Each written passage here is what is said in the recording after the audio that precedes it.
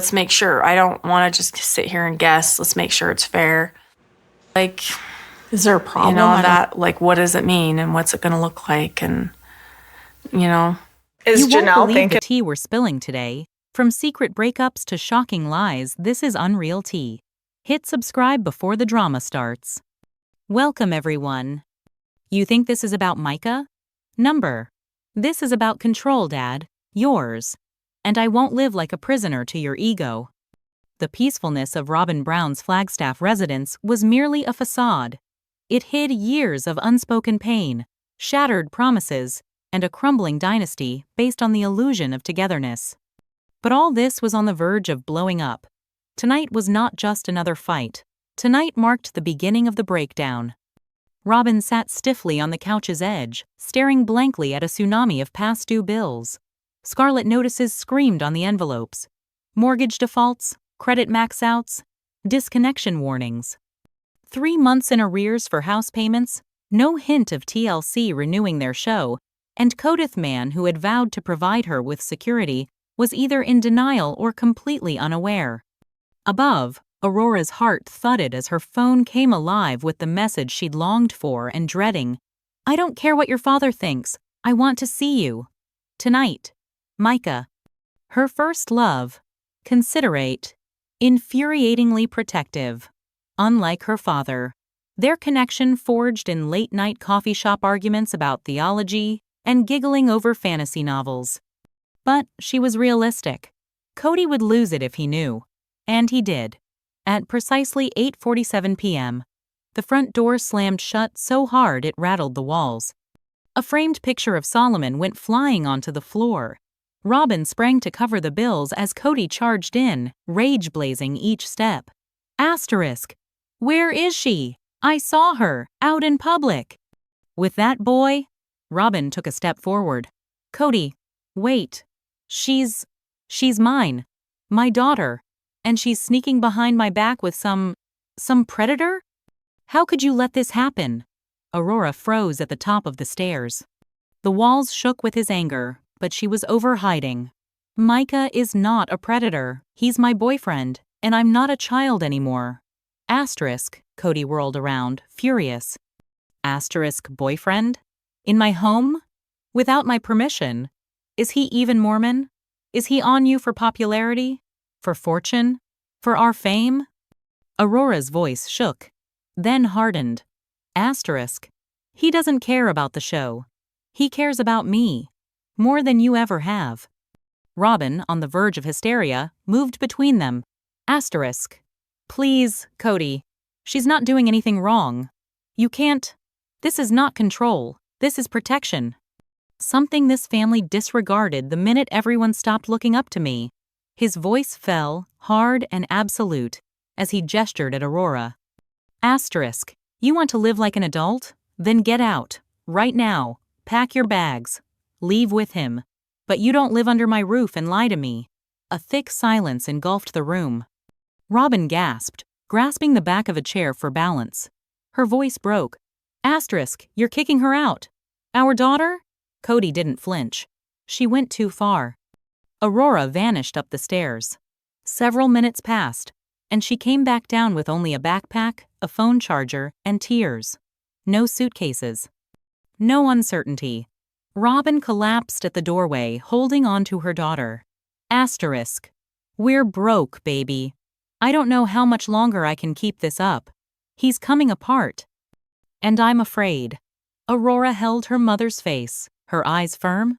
Asterisk. Then leave too, Mom. Before he ruins you like he ruined everybody else. She turned away without glancing back. Cody stood like stone. Fury darted in his eyes. But underneath it, something else. Fear. Aurora was missing. His daughter? His legacy. And the purge had started. Silence and shattered normalcy. The sunlight crept over the hills of Flagstaff, but within the Brown household, time had grounded to a halt. Aurora's bedroom was uncannily tidy bed, made drawers slightly ajar, one picture of her and Solomon face down on the dresser. Robyn had not slept. Her mascara streaked beneath puffy eyes. She sat over the dining table, encircled by the same crimson bills. The quietness was no longer serene, was penalizing. Kody had disappeared at dawn. He hadn't spoken, hadn't even looked back. Robyn had pleaded with him to end the fight. Instead, he'd stormed out like a king cast out of his own throne. Her phone vibrated. One text from Aurora. Safe. And then one more from a number she didn't recognize. Thanks for coming last night. I'll take care of her. Micah. Robyn's hands trembled. She didn't know which stung worse, Kody's anger or her daughter's cool goodbye. All she knew was that the deception they'd shared for years was crumbling. Thirsty for answers, Robyn drove across town to a tiny cafe close to Northern Arizona University. Her sunglasses hid the puffiness, hair tossed up in a sloppy knot. She saw them at once, Aurora and Micah, huddled together in a corner booth, talking softly. Micah rose when he saw her, respectful and quiet. Not the rebel she'd pictured. Not the enemy, Kody said. He extended a hand, uncertain politeness. Asterisk Mrs. Brown. Thank you. For visiting. Robyn sat down slowly. Her gaze swept his face. Why now? Why intrude on her life when everything's about to fall apart already? Micah didn't waver. Because she has a right to feel seen and safe. I saw my dad get excommunicated from the Mormon Church for challenging authority. I know what it's like to live in a house where truth is less safe than silence. Aurora leaned forward. I didn't say anything because I knew Dad would act the way he did. But he's not the only one I love who's a parent. I love him, but I love Micah. And he hears me in ways you both remember not. Asterisk Robyn's face fell. I'm just trying to keep you safe. You don't have to anymore. I'm keeping myself safe now. Robyn walked out of that cafe with 1,000 unanswered questions, but for the first time, she walked out with the feeling that perhaps, just perhaps, there was another exit. Cracks in the crown. Kody returns to an empty house. The sun was already setting when Kody came back home. The air was dry and silent, too silent. Robyn did not greet him at the door. Gone was the familiar smell of lavender candles. In its place, he felt the sting of abandonment in the pit of his chest. Robyn was at the kitchen table, bills scattered around her like a crime scene. She did not get up. She did not smile. Her eyes were fatigued, cold. Hey, you're back, she said, matter-of-factly. He dropped his keys on the counter. Where've you been? She ignored him and instead pulled open a drawer, banging down a pile of red, untouched envelopes. Kody, we're broke. And I'm sick of pretending we're not. More to come. Robyn's breakdown. The financial truth unleashed. Robyn's voice was shaking, but her words were akin to bricks. I've been selling my jewelry on eBay just to keep the lights on. Last week, I borrowed gas money from Dayton. You lied about paying the taxes 2 years ago, Kody. You said we were fine. We're not. Kody's face turned white. You're being dramatic. Robyn's voice was a cracked scream. Dramatic? You need dramatic? Try selling your wedding presents off of Facebook Marketplace to stock the fridge. Try breaking the news to Ariella as to why the water went off for the 100th time. We're not only broke, Kody, we're ruined. And you caused it. He took a step back. You blame me? The network's the one retreating. The world turned on us. Robyn shook her head slowly. No, Kody. The world didn't turn on us. It saw through you. The house echoed with silence. Not even the refrigerator was brave enough to hum. Then Robyn breathed softly. Aurora didn't leave because of Micah. She left because she couldn't watch me disintegrate under you anymore. And now, I believe I need to leave too. Kody didn't scream. He didn't sob. He simply turned and left the room because he had no response. Word spreads. The wives reunite. Later that night, somewhere out of town, Christine, Janelle, and Meri sat on Janelle's back porch under cozy string lights and a soft summer moon. The group message had exploded. Aurora had broken it to Brianna that she had said. Now, all the children knew. Janelle held her tea between clenched teeth. Another child lost. Christine shook her head. Same blow-up, different matchstick. Meri folded her arms on the table. I'm not shocked. He's not a father. He's a dictator who wears a wedding ring. Christine nodded. You know what I think's so sad? I don't even believe he loves Robyn anymore. I think he just doesn't want to admit he did it again. They sat in uncomfortable silence. Janelle finally broke the silence. We should call Aurora. Tell her. Even if Kody doesn't like it, she still has a family. Meri agreed. She needs to hear that. From all of us. The implosion begins. Robyn turns to TLC. The next day, Robyn sat anxiously in the office of the TLC producer. Her face was ashen. Her eyes were sunken. She didn't have the carefully tended smile anymore. Today, she had truth. She pulled out a manila envelope from her bag and pushed it across the table. What's this? A producer asked. Robyn's tone was husky. Evidence. We're broke. Not tight budget broke. I mean default notices, cut-off warnings, creditors calling every day. I pleaded with Kody to refinance the house. He wouldn't. Said it made him appear weak.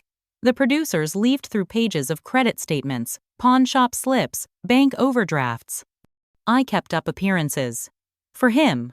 For the show. I distanced myself from the other wives to impress him. I even kept the truth from my kids. But I can't anymore. I'm done keeping his secrets. And Aurora?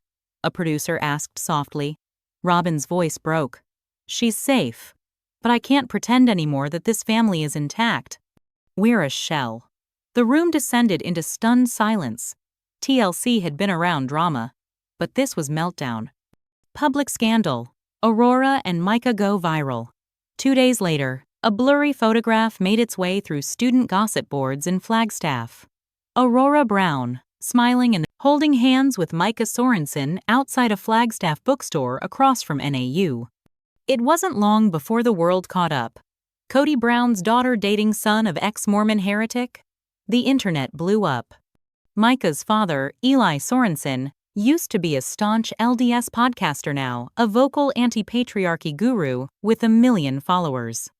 Kody was enraged. He's corrupting her, Kody yelled at Robyn that evening. His family is anti-everything we believe in. But Robyn did not fight. She did not weep. She just stared at him with cold, empty eyes. No one needed to destroy us, Kody. You did that yourself.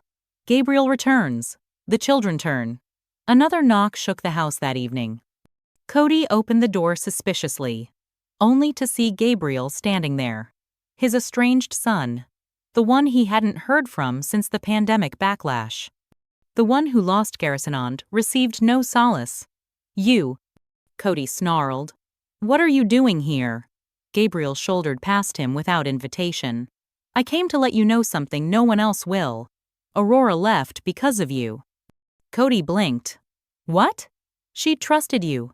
She believed in you. Till you made her feel little. And then you kicked her out. You lost her like you lost the rest of us. Kody laughed. Here to lecture now? Gabriel was resolute. Number, I'm here to give you a warning. You don't intimidate us anymore, not the kids, not Mom, not Christine, not even Robyn. We see you now, and we're finished. He left. Kody slumped onto the ground, fingers over his eyes. The kingdom had crumbled. Meri's final showdown. The last one-on-one. The studio lights were hot. The air thick with expectation. This wasn't merely another tell-all. This was Meri's final dance with the truth and with Kody. Sukanya sat across from her, eyes brimming with guarded curiosity. Meri, it's been a long ride, but we've never seen you like this. What changed? Meri breathed slowly, her jaw clenched. I quit lying about him. I quit waiting for him to change. The camera cut. A new chair materialized next to her. Kody came in. He didn't glance at her. Not even once. Meri didn't move. When Aurora walked out, I waited for you to call her. You didn't. Not even a text. Kody grunted. She disrespected our home. No, Meri snapped. She disrespected you. There's a difference. And the fact that you can't tell that is why all your kids are running. Kody sneered. You never stood up for me when it mattered. Meri laughed harshly. I stood up for you for 20 years. Even when you embarrassed me. Even when you said on television that you weren't attracted to me. Silence. Then she leaned forward, her voice cold. I once believed your ego was all show. Now I realize it's a shield for a man who can't confront his own failures. Cody gazed at her. Something behind his eyes flared regret? Or fury? Goodbye, Cody, Meri said, rising. This was the last debt I owed you. Closure. She turned and walked away from set. The crew said nothing. Sukanya appeared shaken. Cody sat alone. The camera didn't cut. The legal threat, paid-on fights back across town. Christine was pacing in her kitchen when her phone buzzed. A voicemail from Paydon's lawyer. Miss Brown, we've prepared the cease and desist. If Cody mentions Paydon by name in any interviews or episodes without consent, we'll pursue defamation and emotional damages. Christine's heart raced. Paydon had warned them. If he tries to drag me into another storyline, I'll bury him legally. And now, the line had been crossed again. In Cody's off-screen interviews, he had implied Paydon was manipulating his mother and fueling fan hatred. Christine sent the audio to her producer at TLC and texted Janelle, "He's about to get sued." Janelle replied instantly. Finally, Robyn cuts financial ties at a Flagstaff neighborhood bank. Robyn sat opposite a cold-eyed loan officer. I need to take Cody's name off of everything. Joint accounts, mortgage, credit lines. The woman's eyebrow went up. That's quite a list. Robyn spoke in a calm tone. Too calm. I've been stuck in his marriage, my version of it, too long. I want out, not just emotionally, legally, financially. Everything. The paperwork was thick. Robyn signed each page without pause. When she finished, she reached into her purse and placed her wedding ring on the table. Put this in a safe deposit box. I'll decide later if it goes to auction or to hell. The officer didn't smile, but she nodded. Robyn walked out lighter but also alone. Aurora breaks her silence to People magazine. 2 weeks after the explosion, People dropped the exclusive. Aurora Brown. I escaped my father's control. Daughter of Sister Wives, star speaks out. The piece set social media ablaze. During the interview, Aurora shared, Cody blocked her from requesting an application for a college out of state once. He insisted on access to her social media until she was 19. He refused to let her go for grief counseling after Garrison's passing unless she came back under his roof. The one quote that left the fans stunned the most. He didn't keep us safe. He kept his control over us. There's a difference. Within 24 hours of the interview's release, it went viral. Hashtags blew up. Number Free Aurora, number Robyn New, number Cody Control TLC released a statement. We respect the privacy of everyone involved and are considering our programming. Even Janelle tweeted, proud of her courage. Our children are deserving of being heard. TLC's ultimatum, the future of Sister Wives. In a glass-walled conference room within TLC headquarters, executives sat in awkward silence. A whiteboard had been scrawled with key bullet points. Risk of lawsuit from Paydon. Charges of emotional abuse. Aurora's viral interview. Ratings decline after Garrison tragedy. Sponsor threats due to Cody's antics. The programming VP said, we can't keep making this out to be all family drama. It's dysfunction on the edge of abuse. Viewers are exhausted. Sponsors are concerned. We have 2 choices, reformat or cancel.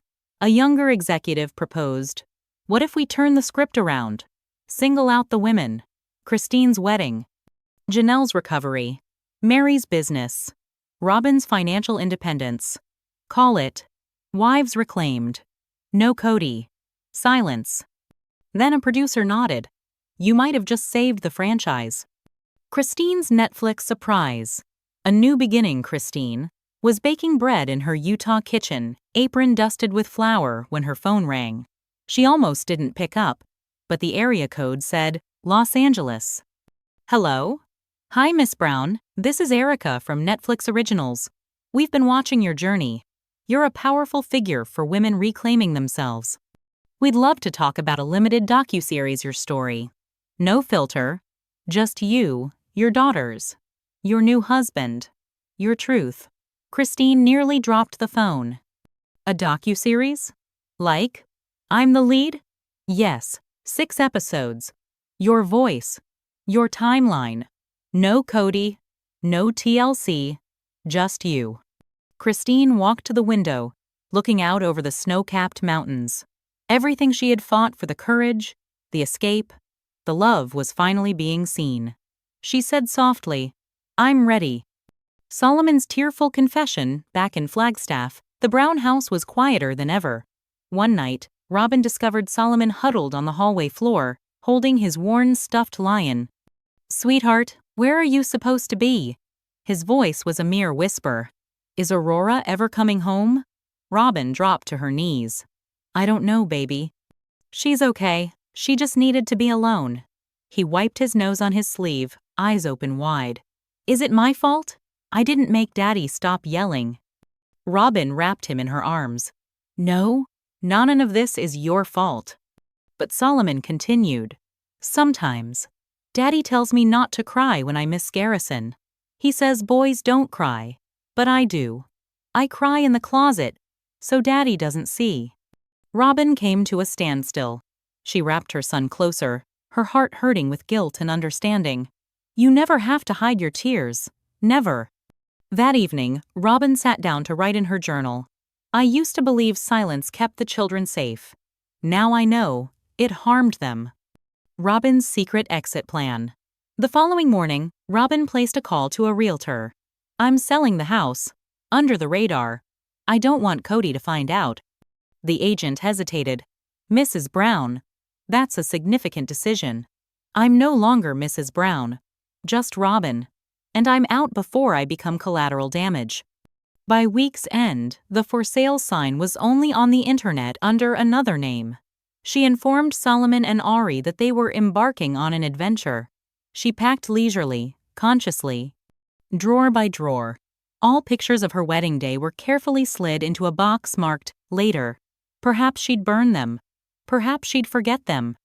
But as she wrapped a broken ceramic angel, the one she'd purchased when she first became part of the family, she whispered, "You vowed to me forever, but I never vowed to stick around for the fall." A funeral unlike any other. The last episode begins with rain in Flagstaff. Family members meet in a small private chapel. No glamour, no cameras, just honest sorrow. But this wasn't a funeral for an individual. It was a funeral for the family. Christine, Janelle, Meri, and the children had planned an intimate release ceremony, a ceremonial farewell. Each brought something to plant in the ground outside. Christine brought a printout of the family mission statement that Cody used to write. She burned it and watched the ashes blow away. Janelle placed down an empty man's wedding ring. Meri brought a ring box still never opened years ago. Aurora, arms linked with Micah, placed a printed still frame of the original cast photo. Even Robyn showed up alone, veiled in black, standing at the back. No Cody. When it was over, no one spoke. Until Isabel finally said, "We're not burying our past, we're planting our future." Final scene. Cody alone. The camera cuts to a quiet cabin in southern Utah. Cody is seen chopping firewood, sweating, grunting alone. He gazes at his phone. No texts, no calls. He browses through old photos, Thanksgiving dinners, Christmas mornings, Solomon when he was a toddler. Then, one message comes. From an unknown number. "They were never yours. You just held the keys for a while." He tosses the phone. He gazes out into the wilderness. And for the first time, he looks small. The special reunion. Truth in the open. The reunion set was nothing like before. No glittering couches, no fake smiles. Just a bare stage, a single camera, and 4 chairs, 3 filled. Christine, Janelle, and Meri. Robyn was a no-show. Cody refused to attend. The host, Sukanya Krishnan, leaned forward. "Ladies, we've watched the family unravel. Tonight isn't about blame. It's about truth. Let's begin with this." She held up a picture. Cody cradling baby Solomon, Christine and Janelle at his side, both of them smiling. What changed between then and now? Christine didn't flinch. Control. That's what changed. He ceased to regard us as women and began to regard us as impediments to his story. Janelle nodded. We ceased being his wives when we began to have opinions. Meri, silent for so long, finally spoke. He told me I was difficult to love. That stuck. I spent years believing I was the issue. Suki leaned in. And now? Meri smiled softly. Now I know. He never attempted it. Meri's memoir Bombshell. Later during the show, Suki waved a sleek hardcover book with a big title, Unmarried, Escaping the Spiritual Lie by Cody Brown. The crowd gasped. Is this actually real? Suki asked. Meri nodded. It's done. I wrote it in silence. And in those pages, I named the moments and the people that broke me. Christine appeared stunned. You never told us. Meri answered. I didn't need to. You all were living the same chapters in your own way. Mine just ends differently. Janelle leaned over and took her hand. Gabriel's letter. A voice from beyond Suki changed the subject. This next part is going to be tough. She gave Janelle an envelope containing a sealed letter. This was discovered in Gabriel's personal diary after his death. His lawyer insisted that you receive it. Janelle trembled as she opened the envelope. The note, in Gabriel's handwriting, read simply, Mom, don't weep for what we lost. Weep for what we never gained. I always felt I was a guest in Dad's life. Not a son. But you were home, every time. Love, Gabe tears poured down her face. The studio became quiet. Suki whispered, Gabriel's tale should be shared. Christine chimed in. And Garrison's too. Meri nodded. And Leon's. And Aurora's. And Solomon's. Aurora speaks out. National interview days afterward, Aurora was on Good Morning America. She seemed assured, put together in a blazer, hair back, Micah sitting next to her. I'm not here to ruin my father's reputation, she explained, but I won't defend it at the expense of my peace. The interviewer ventured, What would you tell him now? Aurora gazed straight into the camera. I forgive you. But that does not mean I let you back in. New lives begin. And Kody is gone. A montage set at a quick pace ends the show. Christine and David share a kiss in a sunflower field, surrounded by children and laughter. Janelle climbs a mountain trail, scattering Gabriel and Garrison's ashes side by side. Meri opens the doors to her new Oregon bed and breakfast, a queue of women waiting for autographs of her book. Robyn and the children leave in a compact SUV, a for-sale sign on their Flagstaff home swapped out with a red SOLD. Leon reads a letter from a law school acceptance program. Aurora and Micah take in a rescue dog, naming it Hope. But Kody? He is glimpsed one shiking by himself in the Utah desert. His beard long, no camera crew, no family, no fame. Just a voiceover by Christine, ringing out as the screen went dark. We all believed in something that never really existed, but now we believe in ourselves. This family's drama is far from over so smash-like if you're number Team Wives. Subscribe for the next explosive update and drop a comment below. Who do you think will win? Stay shady, stay curious, and I'll see you in the next scandal. Behind TLC Sister Wives out!